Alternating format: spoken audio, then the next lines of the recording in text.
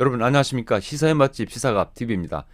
북한이 며칠 전 이 전술 탄도 미사일을 발사해서 이 동해 목표 상공 이 800m에서 폭발시키는 핵탄두의 성능 실험을 했습니다.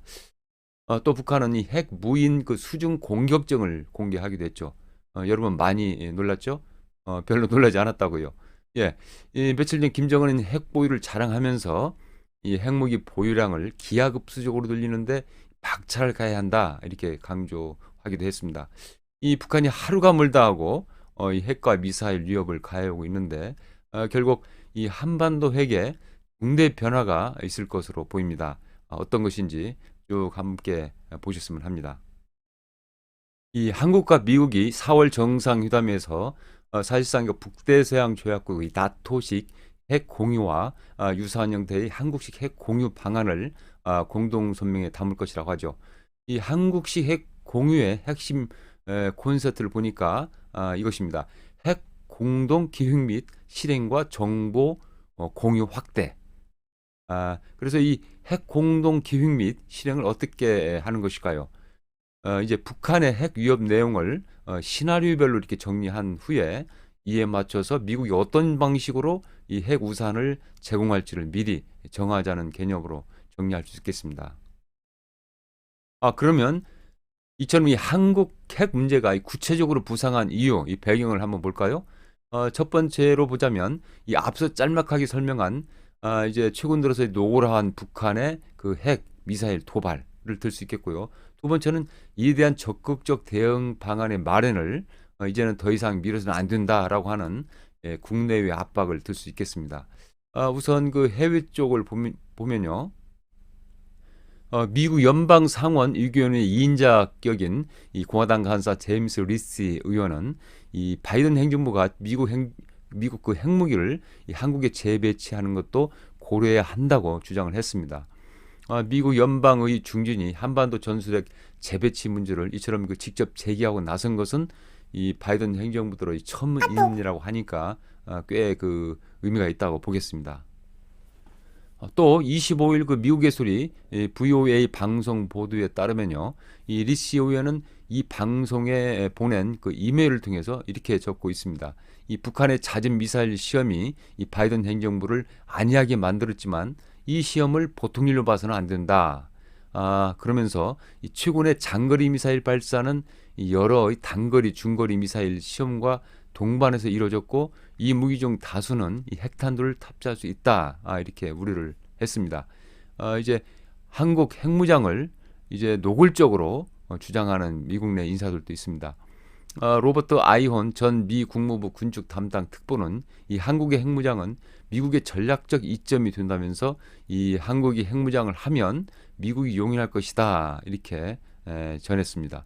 또 이 미국 다트머스 대 그 제니퍼 린드 교수와 또 데릴 프레스 두 교수도 중국의 부상과 이 북한의 그 핵 능력 고도화를 해결하는 방법은 이 한국의 핵무장이라는 글을 워싱턴 포스트지에 최근 기고하기도 했습니다.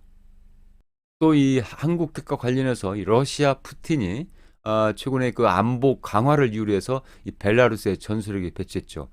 이 전술핵 배치도 재배치도 우리 한국핵을 그 서두르게 하는 하나의 요인이라고 볼 수 있겠습니다. 또 국내 분위기를 보면요, 윤석열 대통령 이제 한국 핵무장에 불을 당겼죠.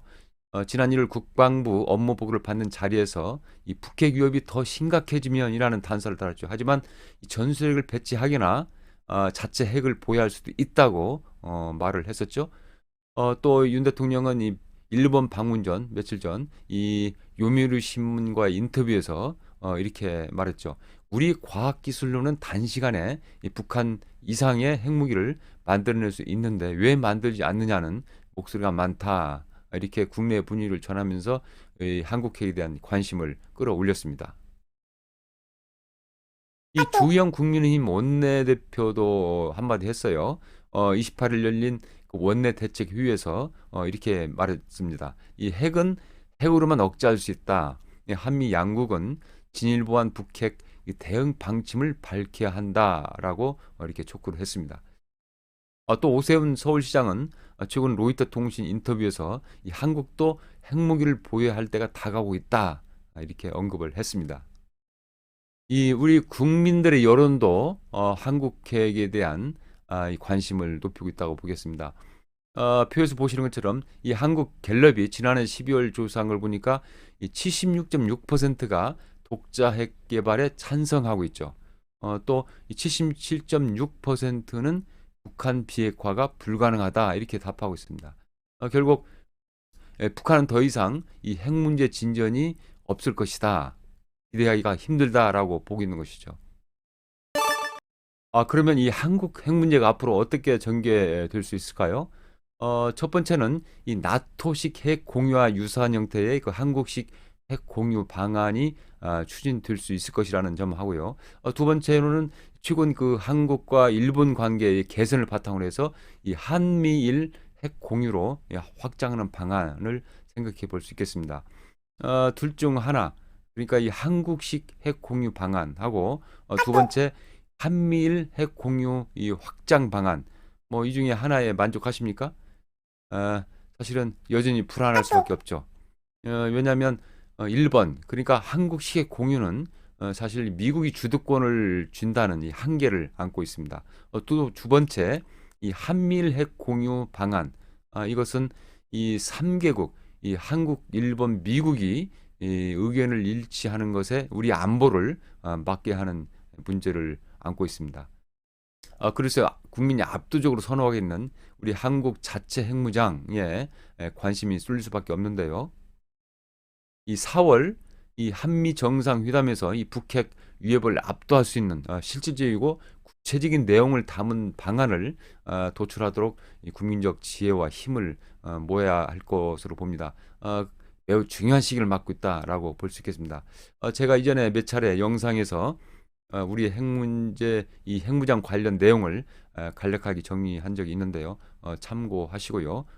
네, 다음 영상에서 더 알차고 유익한 내용으로 인사드리겠습니다. 구독, 좋아요 부탁드립니다. 감사합니다.